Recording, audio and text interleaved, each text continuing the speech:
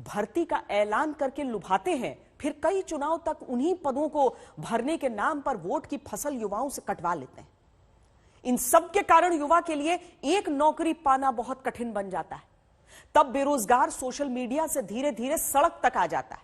फिर उसे उत्तेजित करने का आरोप किस पर लगाएं, खोजा जाता है, क्योंकि जिन युवाओं को फ्लावर रेलवे भर्ती बोर्ड समझ लेता है वो फायर हो जाते हैं। पुष्पा फिल्म से प्रभावित होकर वेस्टर्न रेलवे का ये पोस्टर है, जिसमें मास्क पहनकर कोरोना के सामने डटकर लड़ने का संदेश दिया गया। फिल्मी डायलॉग की तर्ज पर कि झुकेगा नहीं।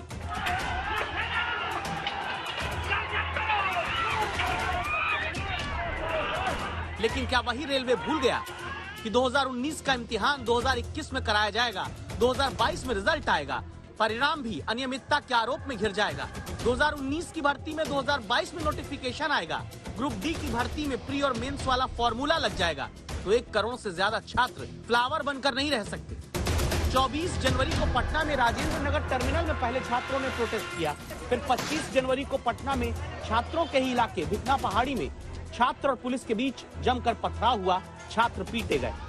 फिर पटना की पुलिस ने पकड़े गए कुछ छात्रों से पूछताछ के आधार पर केस दर्ज किया।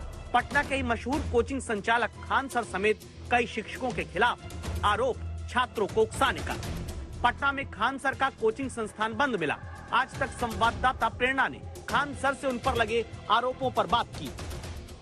अगर प्रशासन की बात में दम है तो प्रशासन हमको अरेस्ट कर ले, आंदोलन खत्म हो जाना चाहिए। लेकिन जिस दिन प्रशासन अरेस्ट कर लेगी आंदोलन और उग्र हो जाएगा। एक ये समस्या है। हम लोग पिछले 3 साल से चेता रहे थे कि ये गलत हो रहा है, गलत हो रहा है, गलत हो रहा है, लेकिन आरआरबी इस कदर बेवकूफी करेगी ये हिंदुस्तान के किसी को नहीं पता।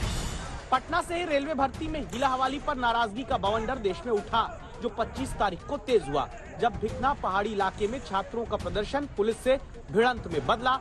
जमकर पत्थर चले, आंसू गैस के गोले छात्रों को कंट्रोल करने के लिए दागने पड़े। लेकिन इसकी नौबत क्यों आई? क्या खान सर की वजह से? 100 में 93, 90, 85 नंबर ला के विद्यार्थी मूर्ख थोड़ी है। यहाँ मूर्खों का वो नहीं ना है। यहाँ सब पढ़े लिखे हैं और कहीं से कोई खान सर का या किन्हीं भी टीचर का कोई इन्वॉल्वमेंट नहीं है। हंगामा इसलिए बरपा कि महज 500 लड़के एनटीपीसी से असंतोष में थे। वो राजेंद्र नगर स्टेशन या अलग अलग गए थे। रेलवे के 1.5 करोड़ ग्रुप डी के लड़के अपने घर में रजाई में घुसे थे। वो इंतजार कर रहे थे कि उनके सीनियर बच्चों के साथ आरआरबी कुछ अच्छा सलूक करेगी। आरआरबी ने उन सीनियरों को कुछ नहीं सुना, बल्कि जो 1.5 करोड़ रजाई में घुसे थे उनको कह दिया कि तुमसे अब मेंस एग्जाम लेंगे। बताइए 2019 में जब आप फॉर्म भराएं और कहें कि सिंगल एग्जाम होगा, और 2022 में 3 साल बाद एग्जाम के 20 दिन पहले जब आप कहिएगा 15-20 दिन पहले कि हम आपसे मेंस एग्जाम लेंगे, तो लड़का रजाई में से निकला, बिना किसी ऑर्गेनाइजेशन के, बिना किसी लीडरशिप पे चला गया। 2019 में पीयूष गोयल के रेल मंत्री रहते 1 लाख से ज्यादा पदों पर भर्ती जल्द कराने का ऐलान हुआ। एनटीपीसी यानी नॉन टेक्निकल पॉपुलर कैटेगरीज के 35,000 पद थे और ग्रुप डी के 1,03,000। इसके बाद 2021 में जाकर रेलवे ने एनटीपीसी के 35,000 पदों की परीक्षा कराई। विवाद 20 गुना कैंडिडेट न चुनने, 10+2 और ग्रेजुएट का इम्तिहान एक साथ लेने और नंबरों के नॉर्मलाइजेशन को लेकर हुआ। नॉर्मलाइजेशन का दिक्कत है। एक लड़का 70 नंबर पाया है, उसका 92 हो जा रहा है। कोई 70 नंबर पाया, उसका 50 नंबर हो जा रहा है। वो कहना है कि ये एक दैवीय शक्ति है जो इसे कर रही है। मतलब उनका कहना साइंटिफिक फार्मूला है। तो लड़का बैल नहीं है, वो भी साइंटिफिक फार्मूला पढ़ता है। उसको न्यूटन का नियम पता है, उसको आइंस्टीन का पता है।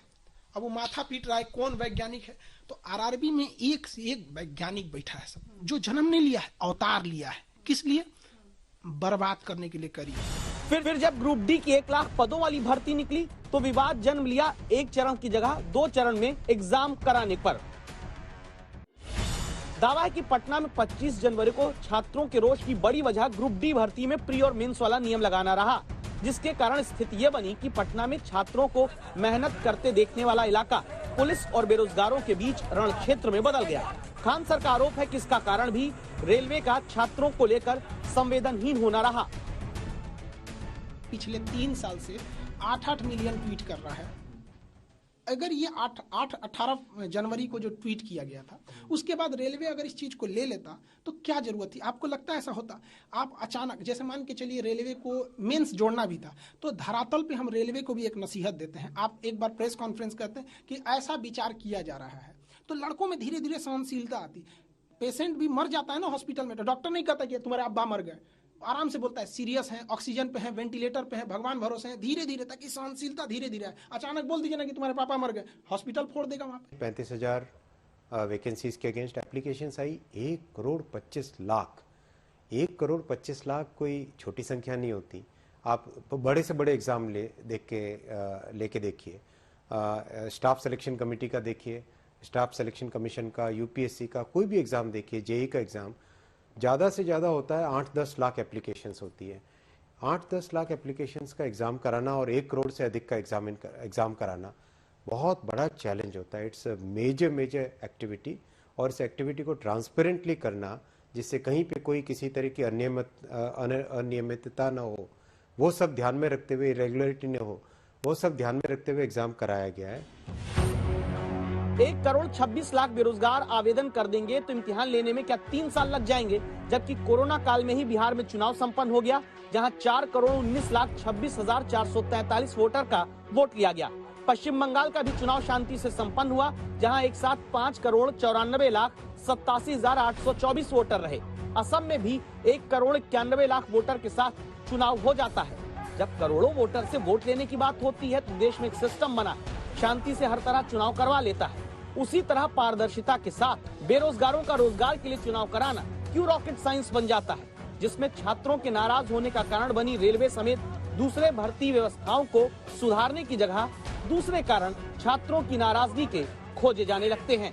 प्रेरणा शर्मा के साथ राजेश कुमार झा, पटना आज तक।